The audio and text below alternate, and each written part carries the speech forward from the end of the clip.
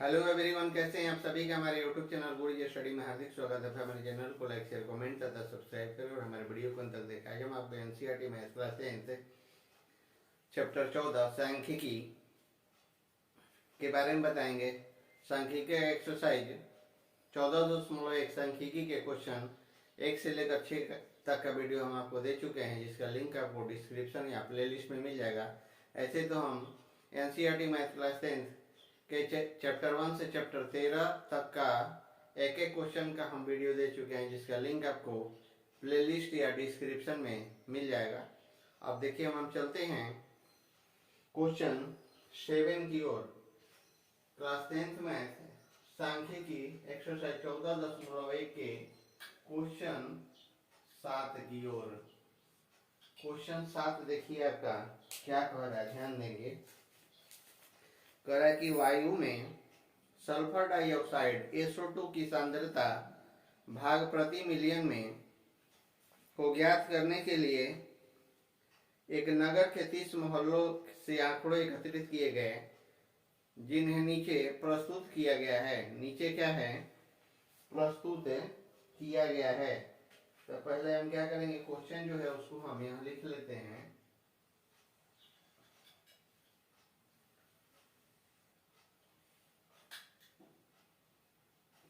यहाँ हो जाता है आपका SO2 की सांद्रता, SO2 की सांद्रता।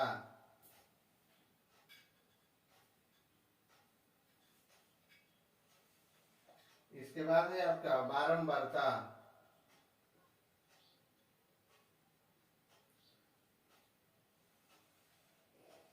बारंबारता यही आपका क्वेश्चन है। तो यहाँ हो जाएगा 0.00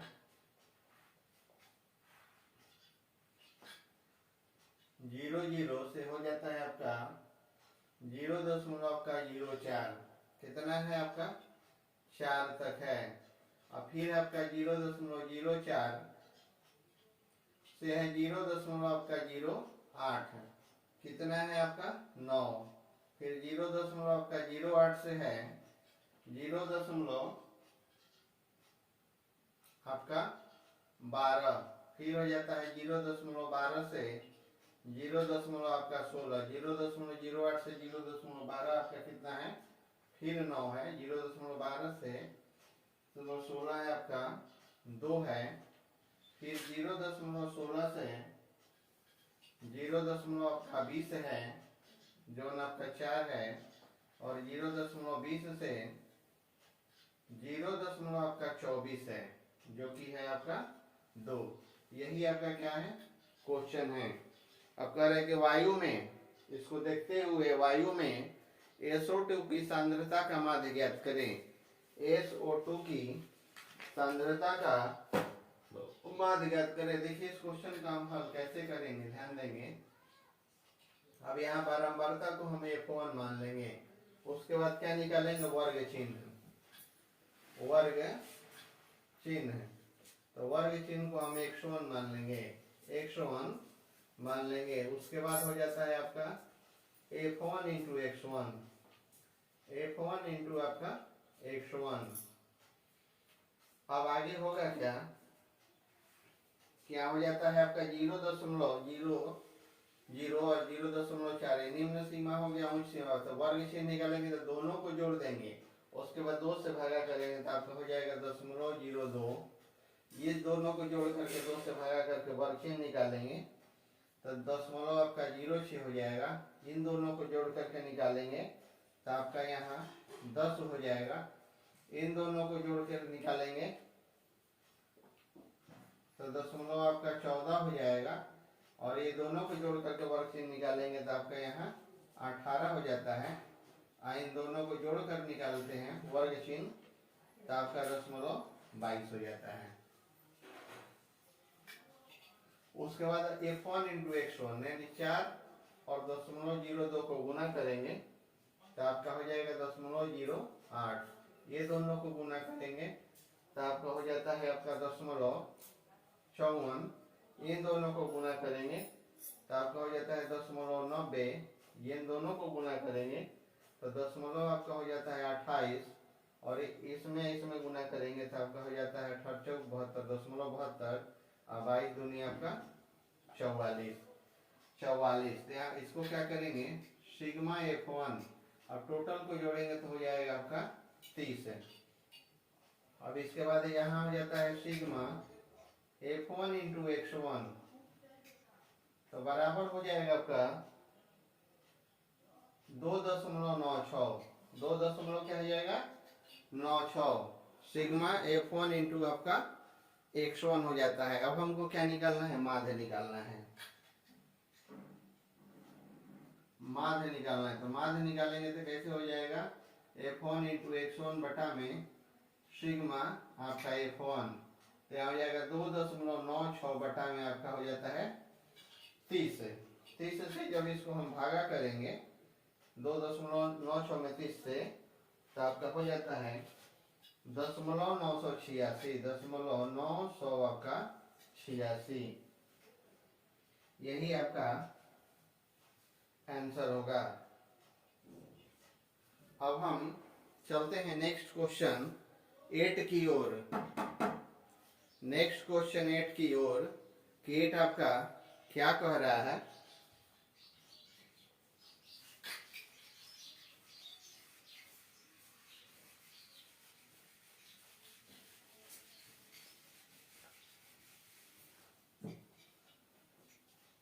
क्वेश्चन 8 की ओर 8 आपका कह कह रहा है कि किसी कक्षा अध्यापिका ने पूरे सत्र के लिए अपनी कक्षा के 40 विद्यार्थियों की अनुपस्थिति निम्नलिखित रूप में रिकॉर्ड की। एक विद्यार्थी जिसने जितने दिन अनुपस्थित रहा उसका माध्य ज्ञात करें। उसका माध्य ज्ञात करें। अब देखिए कि उस विद्यार्थी का माध्य हम कैसे निकालेंगे। पहले क्वेश्चन के आप चार्ट पे ध्यान दें।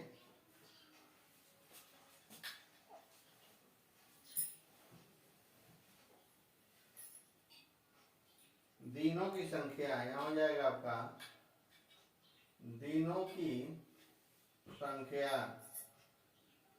इसके बाद हो जाता है आपका विद्यार्थियों की संख्या।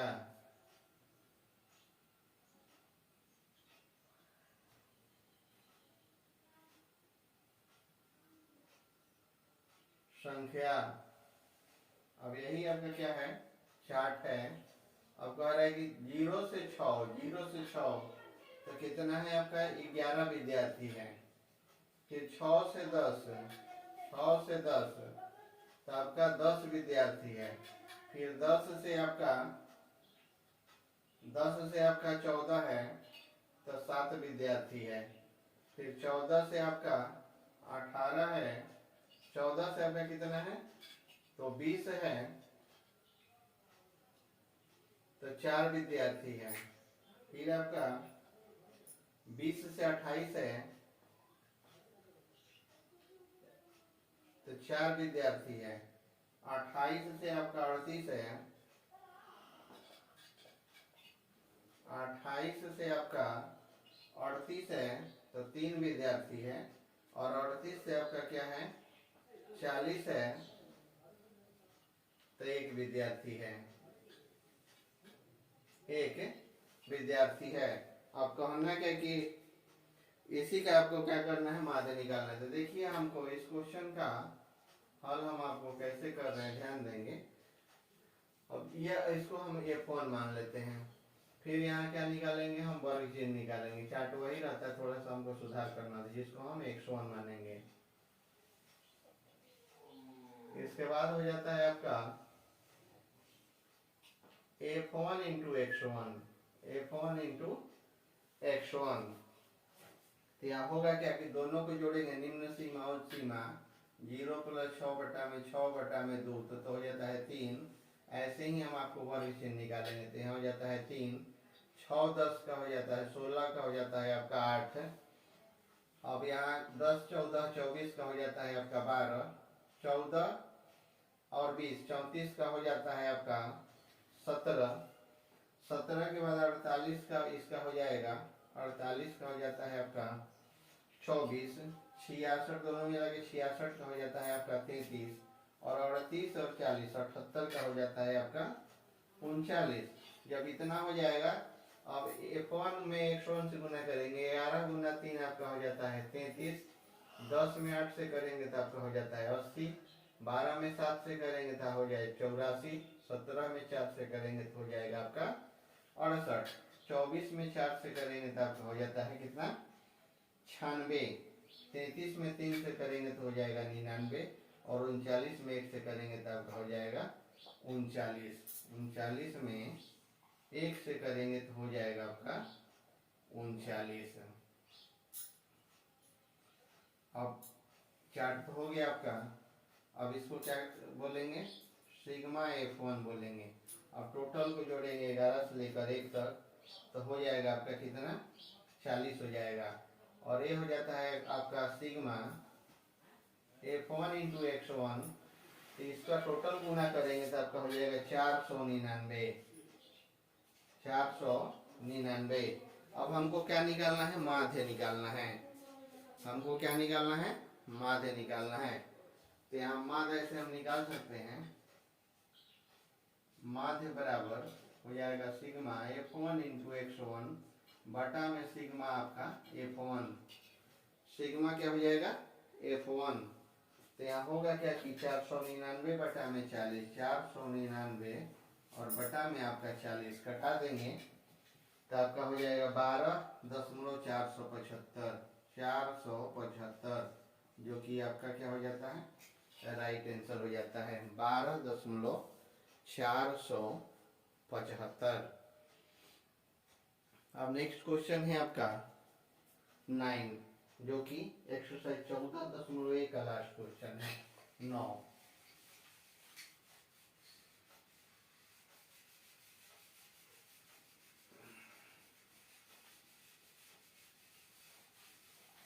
एक्सरसाइज 14.1 का लास्ट क्वेश्चन आपका क्या है 9 है।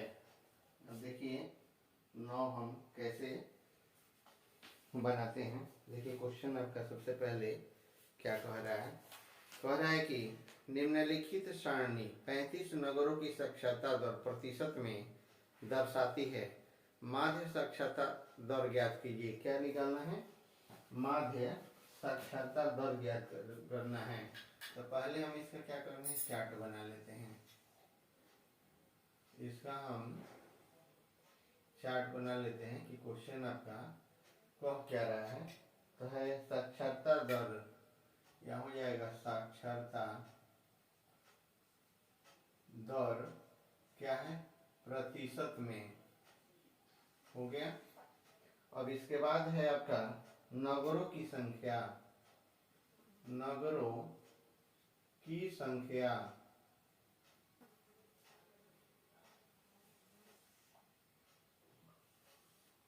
पहले क्वेश्चन को हम लिख लेते हैं। तो हो जाएगा 45 से 55, 45 से 55, 55 तो हो जाता है आपका 3, तो 55 से आपका हो जाता है 65, तो हो जाएगा आपका 10, और हो जाता है 65 से 75, तो हो जाता है आपका 11, अब हो जाता है आपका 75 से 85, तो हो जाएगा आपका 8, और यहाँ हो जाएगा आपका 85 से 95, तो हो जाता है आपका 3। यही आपका क्या है क्वेश्चन है। इसका क्या निकालना है आपको, साक्षरता दर निकालना है।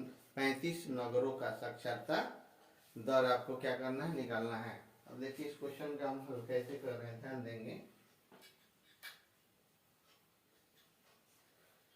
हम नगरों की संख्या को क्या मान लेंगे, हम F1 मान लेंगे। उसके बाद होता है आपका वर्ग चिन्ह, वर्ग चिन्ह जिसको हम X1 मानेंगे। उसके बाद हो जाएगा आपका F1 into X1, F1 into आपका X1। अब इतना जब हो गया तब हमको क्या निकालना है, वर्ग चिन्ह निकालना है। एक बार और हम आपको वर्ग चिन्ह बता देते हैं। तो यहाँ हो जाता है वर्ग चिन्ह बराबर हो जाता है निम्न सीमा प्लस उच्च सीमा और बटा में आपका 2 हो जाएगा। तो निम्न सीमा आपका 45 है, उच्च सीमा आपका 55 बटा में 2, तो हो जाएगा आपका 100 बटा में 2, तो हो जाता है आपका 50। कितना हो जाएगा आपका 50 हो जाएगा। तो ऐसे ही हम क्या निकालेंगे, सबका वर्ग चिन्ह निकालेंगे। तो यहाँ हो जाएगा आपका 50।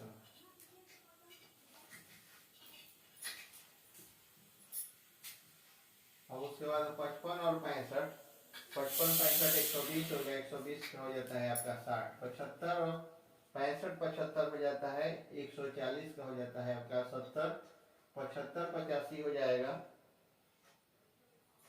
160 का हो जाता है आपका 80 और 85 95 हो जाएगा 180 का हो जाता है आपका 90।